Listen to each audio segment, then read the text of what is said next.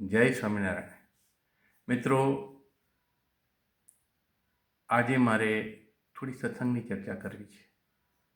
ચર્ચા એટલા માટે કે સ્વામિનારાયણ ધર્મ વિશે અને સ્વામિનારાયણના અનુયાયીઓ વિશે જે પ્રમાણે લોકો વિચારે છે એ લોકોને ખબર નથી કે સ્વામિનારાયણ ધર્મ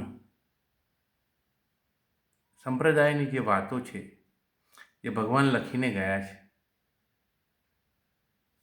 એ એટલી બધી અદ્ભુત છે કે એકદમ સરળતાથી તમને નોલેજ આવી જશે કે ખરેખર આપણો આત્મા ક્યાં છે, આપણે શું કરી રહ્યા છીએ અને આપણે શેના માટે આવ્યા છીએ. અત્યાર સુધી જનરલી જ્યારે પણ સંપ્રદાયની વાતો થાય છે ત્યારે જે લોકોને ખબર નથી એ લોકો બેફામ જે પણ સાધુઓ વિશે બોલે છે, પણ એમને એટલી ખબર હોવી જોઈએ કે સાધુઓ સાથે સાથે હરિભક્તો પણ કરોડોની સંખ્યામાં છે સ્વામિનારાયણના અનુયાયીઓ. અને જે ખુમારી છે ને અમારી સત્સંગની, એ આ જમાનાની અંદર, કળિયુગની અંદર બહુ જ ઓછા લોકોની અંદર હશે.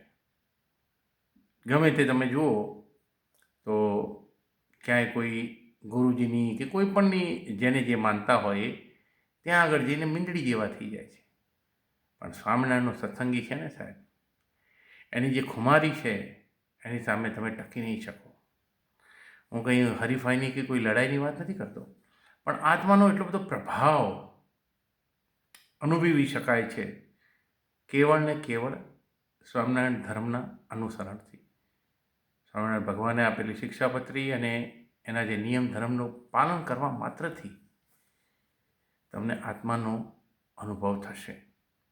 અને આત્મ અનુભવ, આત્મ ઉજાગર જ્યારે થાય ત્યારે તમારામાં જે રહેલો જે સ્વ છે એ એટલો બધો પ્રકાશમાન હોય છે કે એને નથી કોઈ ઘમંડ હોતું, નથી કોઈ આ જગતની મર્યાદા, નથી કોઈ આ જગતની માયા, કે નથી કોઈ મોહ બંધન, કશું જ નડતું નથી. કેવળ અને કેવળ ભગવત પરાયણ થઈ જાય છે, ભગવાનની સેવામાં લીન થઈ જાય છે. એમ કહીએ તો ચાલે, આવું અમે રોજ કરીએ છીએ. સત્સંગી હોય ને સાહેબ, એ રોજ કરતો હોય. મારે કોઈને સંભળાવવું નથી કે કોઈને કંઈ કહેવું નથી. જેને જેવી જિંદગી, જેને જેવું જીવવું હોય એ જીવન જીવી શકે છે. પણ સ્વામિનારાયણ સંપ્રદાયના અનુયાયી તરીકે હું માત્ર એટલું જ કહીશ કે ખૂબ જ નસીબદાર જે હોય અને એણે ખૂબ પુણ્ય કર્યા હોય એને આ ધર્મનો યોગ થાય છે. હું કોઈ ગુરુના વચનથી કે કોઈ પણ નિયમ ધર્મના પાલનથી કે એ રીતે હું નથી કહેતો, પણ આચરણમાં લાવ્યા પછી જે અનુભૂતિ થઈ રહી છે સતત.